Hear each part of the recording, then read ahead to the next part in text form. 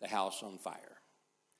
And now everyone inside, the person who is affected, as well as those that came in contact with them while they were affected, were burned alive. And it was successful in stopping for a while the disease. There were more than 6,000 homes that were burned in Damascus and the Damascus region during that time.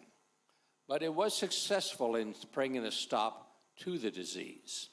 And we know that the fatality rate dropped tremendously down to only about 40% of what it was originally. But still, by that time, there were many thousands who had died of the bubonic plague, and now seemingly the only prevention and the only way to curb its spread was to burn alive those that were affected. So doing this and taking advantage of the time there in Damascus, he felt that that was successful. And so he allowed permission for the caravan to continue. The caravan entered the Galilee in August of the year 28. Unfortunately, the disease entered with it. Although he was successful in bringing a slowing down of the spread of the disease, it was not extinguished completely. And so people who were working on the cities of Julius and Tiberias at that time, work had to stop in the region because of the spread of the disease had picked up again. People forsook their fields and their fishing businesses or whatever type of businesses they were in because of the sickness and because of the fear of the sickness. Jesus was in Capernaum at this time.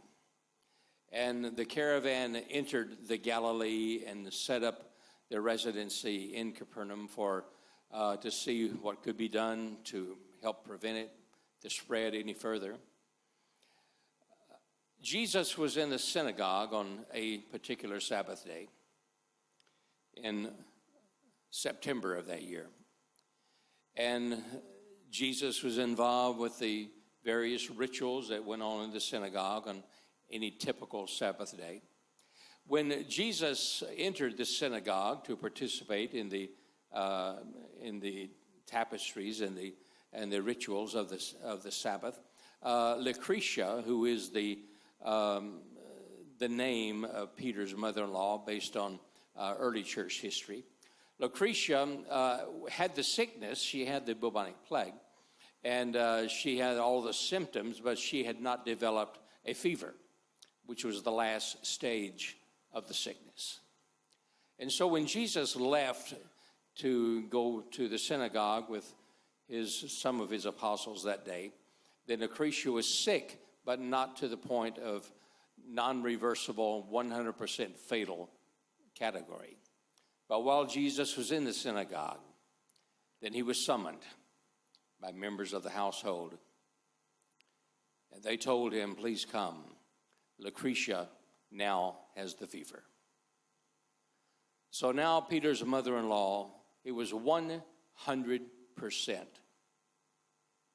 guaranteed that she would die. There was no reversing. Whoever came in contact with her now, her children, Andrew, Simon, if there were any other children involved and any other people involved, they would also be contaminated. They would also die eventually, most likely. It was irreversible. Jesus knew it was irreversible. Everyone knew what the symptoms were and what the steps were to be taken because of this irreversible death sentence that was given. But knowing that Jesus would now be automatically in line to catch this disease and to be a part of this disease, he left the synagogue anyway, and he went to the home of Lucretia. And now he entered the room, or entered the home, knowing full well that Marcus Americus was outside with the torch waiting the opportunity to set the home on fire, waiting for the people that had come in contact with her, who had breathed the same air that she breathed, were now shut up in the home. And Jesus willingly and purposely entered the home, knowing what the rules were and knowing his fate, and knowing that he too would be shut up in that home and burned alive with all the rest of them. And now we have the records of Marcus Americus himself, and I'll repeat to you what he wrote. He said, the rabbi from Capernaum came to the home, and he entered the home knowing full well that he would never come out and that he would be shut up with the home. But he seemed to have no fear. He went in, and he took the diseased by the hand and lifted her up, and she was made whole that day. Now, usually if a person, when the tumors are split open, the fluid is discarded, it normally takes them between 7 and 10 days to fully recover and get out of bed, even after that.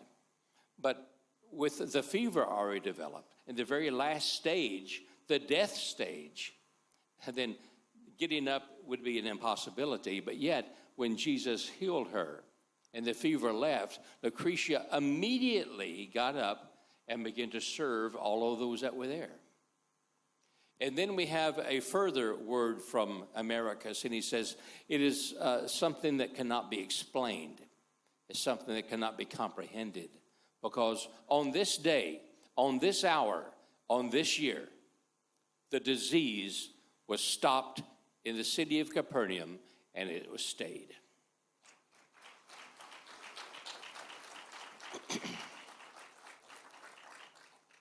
All day long until sunset on that day, people who were affected with the bubonic plague and with that disease were brought to the doorstep of Lucretia's home. And Jesus healed every one of them. And with that disease stopping on that day, with the testimony of the medical governor general of Rome itself documenting the case, with the stopping of the disease, when it did, not only did Jesus heal Lucretia and the others that were affected with the disease, but it spilled over, because had he not stopped the disease, more than 1.5 million people would have died by the time it reached Rome, and then many more thousands in the city of Rome itself. And so Jesus, with his actions, actually prevented people that didn't even believe in him, that didn't even know him, had never even seen him, he spared their lives also. So with the stopping of this disease at this time, Jesus spared the lives of perhaps 2 million or more people who didn't know him, many of which were Roman pagans. But not only that, the disease did not enter the Roman Empire again for 136 years, sparing the lives of more than 7 million people, just with Jesus saying, it doesn't matter, I'm going to go heal her anyway. What does that mean to us? Why was this story preserved by God for the last 2,000 years when it could be very easily just discarded? It's because it was for you here this morning. Some of you may be here, and death is absolutely guaranteed in your life. The death of your finances, the death of your marriage, the death of your relationship with your children, the death of your job. There's many avenues of death that we deal with on a daily basis. What is yours? Maybe the divorce attorneys have already been contacted. The date set already that you would appear before the judge. The bankruptcy judge has already established a date so that you would appear to file for your bankruptcy. Your boss has already given you the notice that next Wednesday you're out of here. You're gone. And so, what is the death in your life? You know, the Bible doesn't say it, but I'm totally convinced that had not Jesus been summoned, then Lucretia would have died. I'm convinced of that. And so, your death this morning, although you may feel like it is final, is complete, irreversible. This death situation cannot be stopped. It is done as a done deal. Perhaps it's even a physical death that the doctors have said your cancer is irreversible. The damage to your heart is going to take your life. That the brain tumor will do nothing but grow, and death is certain. Jesus is still, even though the death is certain, he's still waiting for us to summon him. Many times when, over the last 20-some years, I've been in the company of persecuted believers who have had their eyes gouged out for reading the Word of God, had their tongues cut out for singing praises to the Lord as you did this morning. When they're turned into the religious police and are caught by the terrorists and butchered and slaughtered, persecuted. There's times that some of those people were my friends, and I would have to go there as a witness, and they would handcuff me or tie my hands, and I had to stand there with them. And many times those people, they know 100% that death is their next step, or the elimination of their tongue or their eyes is the next thing that's going to happen. But they want to know one thing, and they ask me, and I tell them, this one thing is this, is that, is Jesus with me? I say, yes, he is. That's all they want to know. Is Jesus with me? Does Jesus still love me? Yes, he does. Many times they still have to go through the death experience. Many times they still have their tongues cut out.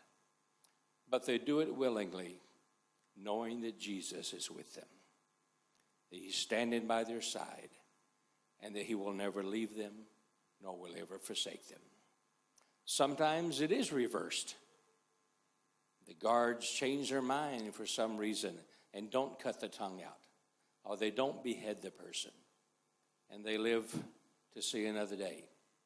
But other times they do not. In your death situation, Jesus, if he is summoned by you, will always be by your side. Your death may not be reversed, but it very well may be reversed. But the good thing about it is that he is standing with you. You're not alone in this situation. And he is there with you at all times. And so, regardless of what your situation is and the death that's in your life, don't let that stop you from summoning Jesus. Summon him and say, Lord, without you, this is impossible.